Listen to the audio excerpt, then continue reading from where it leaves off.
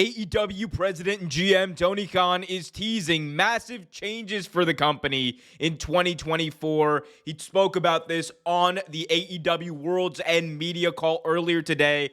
I'm going to fill you in on what he had to say and another big change that we found out today about a talent leaving AEW. All that and more here in this video. Be sure to hit that like button, subscribe, and hit that notification bell so you get notified whenever a new video is released. I'm Omer Q for Real Take Wrestling. Okay, so obviously the Continental Classic has been a tournament that has taken a lot of AEW fans by storm. This was a tournament that was delivered and tailor-made for the hardcore AEW fan base, the fan base that tunes in no matter what. That's who this was for. And it was presented in a very sports-like manner.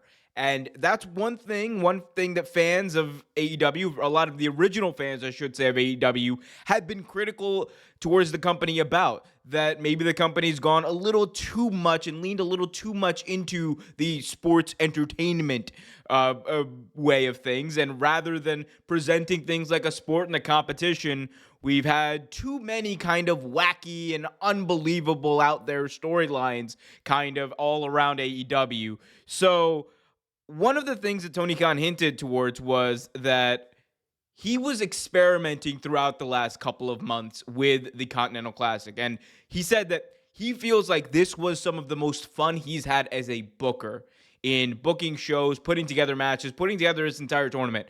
Because number one, it has just been a great tournament that's really elevated everyone who's been in there.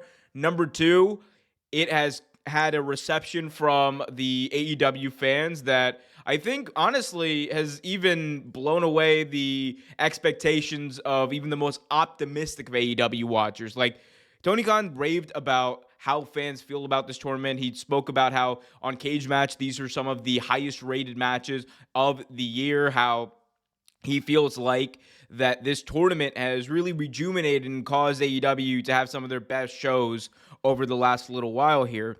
And he spoke about how he hopes to continue that, and he hopes to continue presenting things in a more sports-like feel, and how, going into 2024, he has a few cards up his sleeve. And that is good news for me, because one thing that is true is, yes, you need sports entertainment, quote-unquote, storylines sometimes, and those things are good because at the end of the day, professional wrestling is about entertaining the people who are in the audience and watching at home.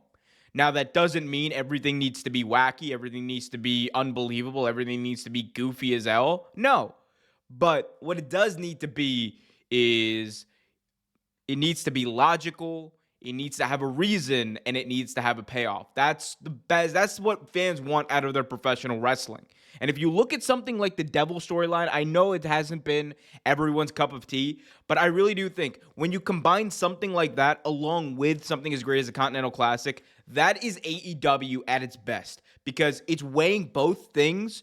I'm going to not say equally, but it's weighing both things as important things that mean something to the show and bring something very different. Because on one hand, you have the AEW World Championship and MJF, who is the champion, and involved in this big time story, this mystery of who is the devil, who's been the person who's trying to ruin his life. And eventually it's going to have a payoff. And Tony Khan even hinted that we could see the reveal. Well, likely, I should say, see the reveal at World's End, which I'm very excited about being at. And if you're going to be there, please let me know in the comment section. Hit me up on Twitter. Let's meet up. But so we're going to get that payoff. And then on the flip side, you got the Continental Classic, which has delivered that sports-like presentation. And on top of it, it has created stories that branch off from the Continental Classic. And I think that if we're going to see more of this and more of a balanced approach from AEW, and hopefully, like he said, Collision is going to stick around and be more of a sports-like type of show, I think that's going to be great.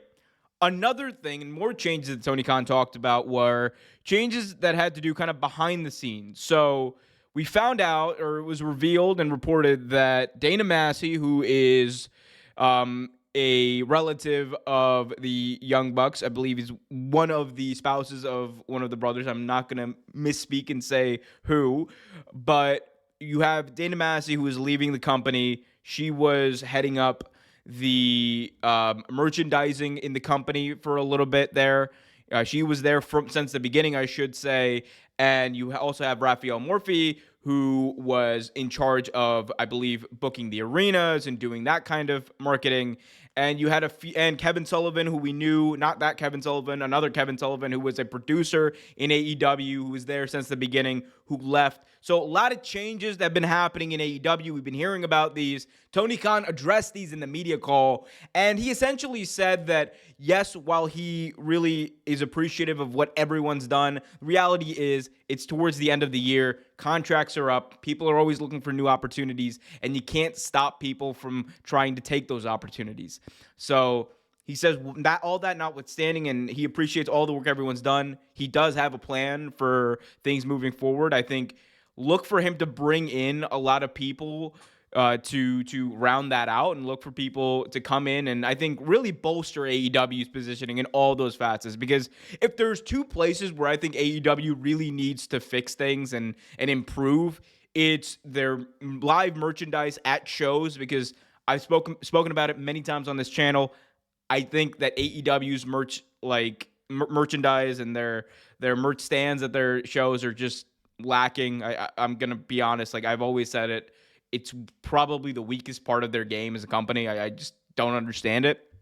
And then on the other side, I think being more realistic with the arenas they book. Because right now they're running, basketball arenas, NBA basketball level arenas that hold 15 to 20,000. And then they're, filling up like 5,000 seats. So maybe scaling back ticket prices to make sure that you can fill up those seats. Because if you cut the ticket prices, then it's going to be more affordable for families to go. Families are going to be more incentivized to go and have a great time, and you're going to build those lifelong fans. So there's a lot that I think could change for AEW for the better coming out of this. I understand people are like, things are changing. I don't like it. When's AEW going to go back to being what they were in 2019? The reality is it's never going to happen. AEW is what they are now. They are a growing company. And with that growth come changes. With those changes come new ideas, come new people, and come a new understanding of what AEW is. And that doesn't mean that the mission statement isn't the same. I think at the end of the day, and the Continental Classic kind of proves it, AEW has always been about delivering professional wrestling and delivering great professional wrestling matches that mean something. And that's what this has always been about. Have they been perfect in their execution about it over the past few years? No. But I think kind of repositioning things, and as Tony Khan kind of like alluded to, moving forward, kind of using that as a guiding light is going to go a long way to improving AEW as a product and really making sure that especially those hardened fans, don't go anywhere. Because that's the thing with TV changing and the cord cutting that's going on.